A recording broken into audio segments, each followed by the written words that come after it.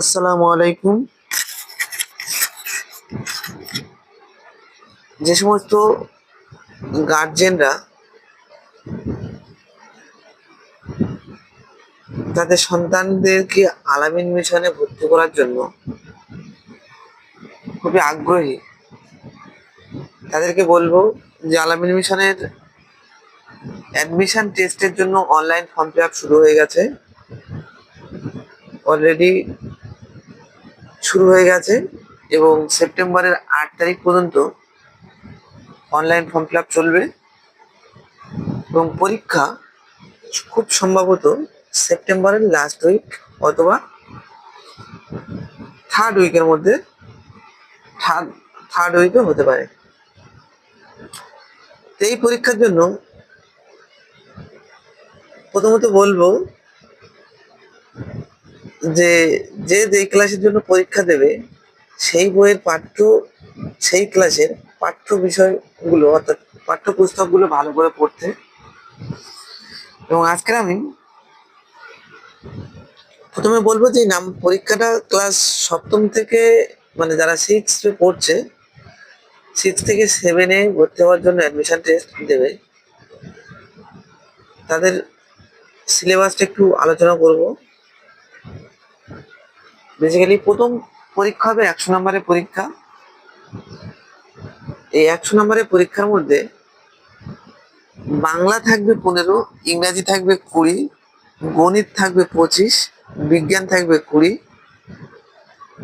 আর সমাজ বিজ্ঞান যেটা ইতিহাস ও ভূগোল এটা নিয়ে থাকবে 20। তো এই হলো টোটাল 100 নম্বরের পরীক্ষা। কিন্তু এই 100 নম্বরের মধ্যে গণিতের যে 25 নম্বরটা, এটা একটা ভাইটাল। তাদের ফর্ম ফিল আপের পরে যে নমুনা কোশ্চেন দেয়, সেই নমুনা কোশ্চেনে ম্যাথ থেকে কিছুটা সলভ করব।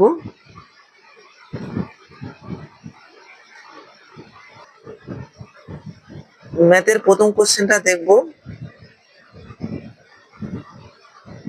যে প্রথম কোশ্চেনটা দিয়েছে, একটা সংখ্যা দিয়েছে, এই সংখ্যাটার মধ্যে দুটো 2 আছে, এই দুটো 2-এর স্থানীয় মানের গুণফল কত সেটা লিখতে বলেছে। তাহলে প্রথমে আমরা করব 1-এর 1, সংখ্যাটা লিখে নেই 3, 5, 4, 3, 2, 7, 1, 2, 6। এই সংখ্যাটা দিয়েছে। এখানে একক দশক প্রত্যেকে জানো তোমরা, শতক, হাজার, অযুত, লক্ষ, নিযুত, কোটি হলো। দেখো, দশকের স্থানে আছে 2 আর এদিকে অযুতের স্থানে আছে 2, দুটো 2। তাহলে অযুতের স্থানে যে 2টা আছে, এই 2-এর স্থানীয় মানে বিস্তার করলে পাবো 2 ইন্টু 2-এর পরে যে কটা, 1টা 2টো 3টে 4টে ঘর, তার মানে 1-এর পরে 4টে শূন্য, আর এখানে আছে 2 ইন্টু 10, এটা হবে। তাহলে 2 এখানে হচ্ছে 20। আমাকে জানতে চেয়েছে এই দুটো 20 আর এখানে যে 20,000 পেলাম এটার গুণফল। তাহলে 20,000 গুণ করব 20 দিয়ে, 0 ইন্টু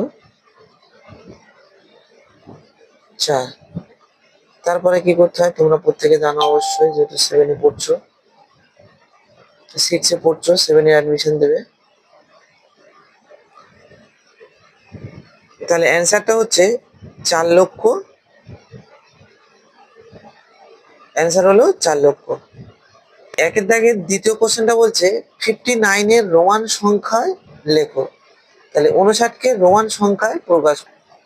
59-এর রোমান সংখ্যা, তাহলে 59 লিখলাম। তোমরা জানো যে 50 ক্লাস 6-এর বইতে আছে অঙ্কে, 50-এর রোমান অক্ষরে প্রকাশ করলে পাবো এল, এবং 9-এর রোমান অক্ষরে প্রকাশ করলে পাবো এটা। তাহলে 50 59-এর রোমান অক্ষরে প্রকাশ করলে, 59-কে রোমান অক্ষরে প্রকাশ করলে রোমান সংখ্যায়, তাহলে L19, এটা পেলাম 59-এর জন্য। 59 এর জন্য। পরের কোশ্চেন আছে, এখন তোমার বয়স x বছর, তোমার ভাইয়ের বয়স y বছর, 5 বছর আগে তোমার দুজনের বয়সের সমষ্টি। 1/3। তাহলে এখন বয়স, এখন কার বয়স? আমার বয়স ইকুয়াল টু x বছর, ভাইয়ের বয়স ইকুয়াল টু y বছর। 5 বছর আগে আগে অর্থাৎ এখন কারোর যদি 10 বছর হয় তাহলে 5 বছর আগে কত বয়স ছিল? তাহলে 10 থেকে 5 বিয়োগ করবো, অর্থাৎ 5 বছর। ঠিক একই রকম ভাবে এখন হচ্ছে x বছর আছে, তাহলে 5 বছর আগে আমার বয়স ছিল x মাইনাস 5 বছর, ভাইয়ের বয়স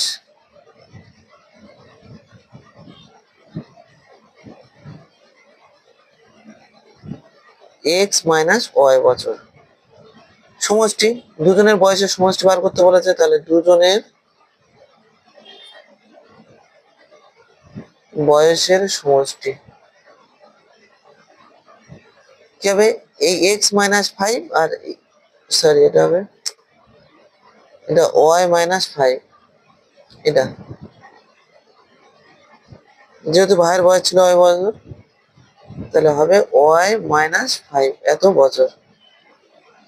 তাহলে দুজনের বয়সের সমষ্টি x minus 5 plus y minus 5 equal to x minus 5 bracket তুললে প্লাস, এখানে ছিল প্লাস প্লাস প্লাস প্লাস হয় plus minus plus minus minus 5 equal to x plus y minus 10 বছর।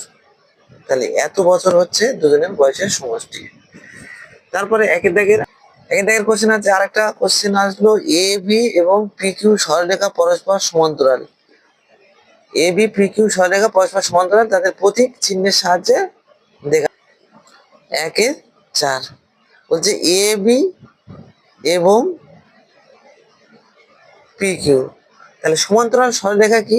আমরা জানি একটা সরলরেখা যদি এ বি ধরি এটা, তাহলে এ বি সমান্তরাল সরলরেখা হবে পি কিউ এইরকম, যারা কিনা পুরো সমান।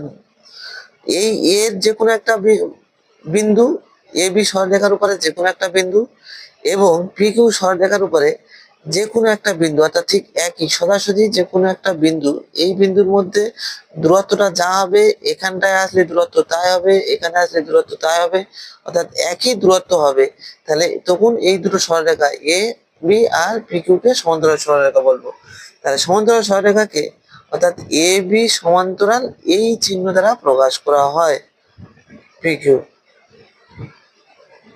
ব্যাস, আজকের এই এক দাগের কোশ্চেনটা আলোচনা করলাম। এই টাইপের কোশ্চেন, এরকম নমুনার কোশ্চেন পরীক্ষা দেবে। তোমাদের পাঠ্য বিষয়, পাঠ্য বইটাকে অর্থাৎ যে বইটাকে এখন ক্লাস 6-এ পড়ছো, সেই বইগুলো ভালোভাবে পড়ার জন্য বলবো। এবং আমার ভিডিওটা যদি ভালো লেগে থাকে তাহলে লাইক কমেন্ট করবে এবং পরবর্তী ক্ষেত্রে